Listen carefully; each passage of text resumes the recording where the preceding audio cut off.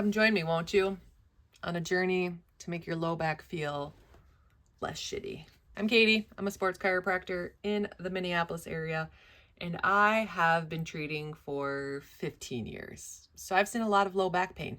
And while each case is definitely different, multifaceted, lots of different reasons to why these things happen, I have noticed certain commonalities in mechanical low back pain.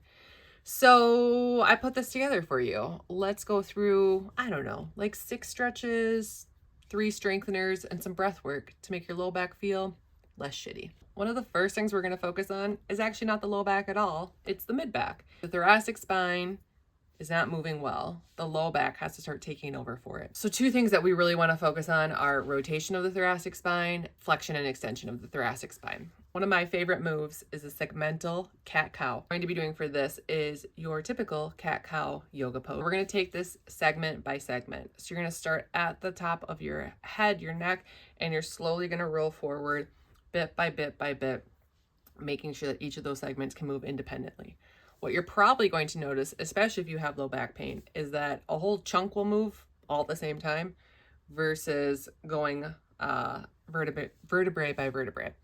That can indicate that we have some dysfunction going on or that it just needs a little extra work. So what I like to do is think of diving down while I'm rounding out through that and not letting any piece drop below that until the one on top of it has dropped, or vice versa. Next thing we need to make sure is working is our thoracic rotation.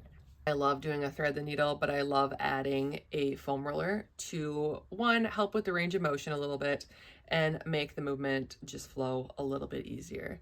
If you really want extra bang for your buck, at the end of the threading of the needle, you're going to take a big breath into your chest, really work on that chest expansion in through the back of the ribs.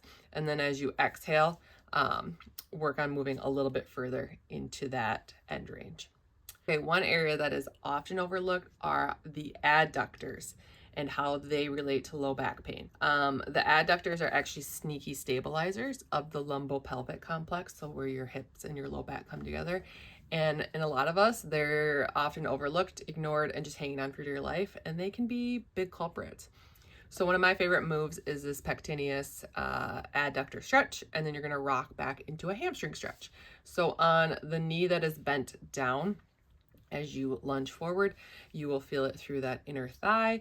And then as you sit back towards that heel, you will be stretching your opposite leg hamstring. So we're going to do both sides of this to hit both of our adductors and hamstring. So that's kind of a short lever activation.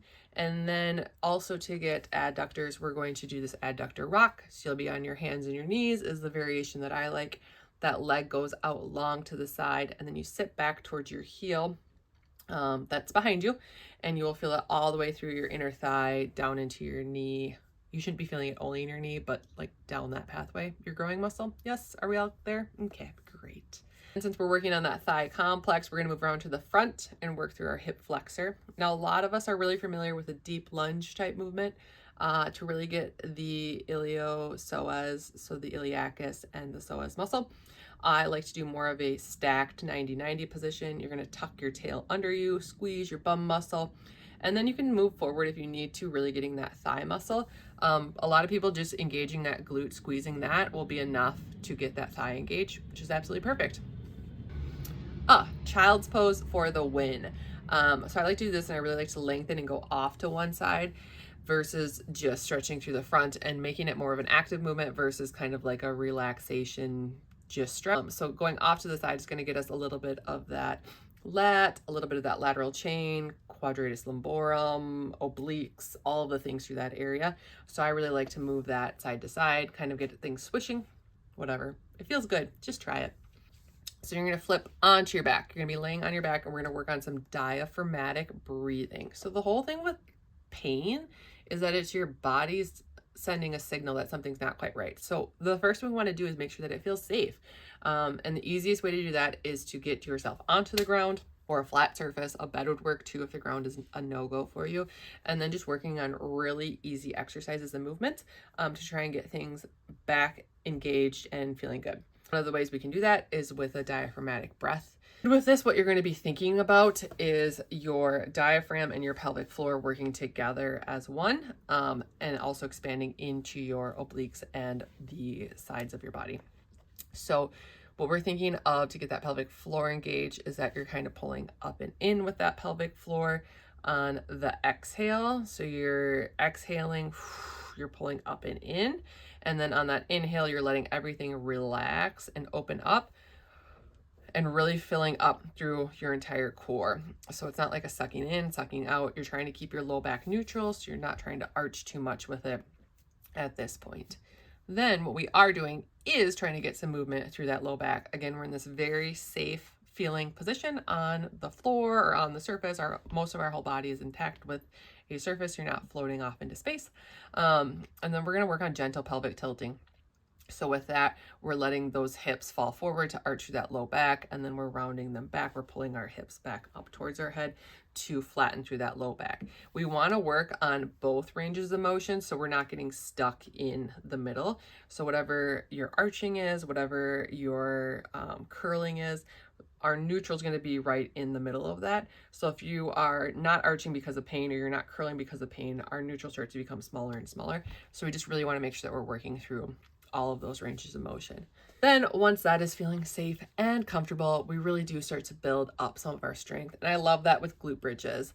This is a really entry level position that you can either stay here or you can start to add resistance, weights, pick a leg up, all of the things. So it's just like a really great foundational movement.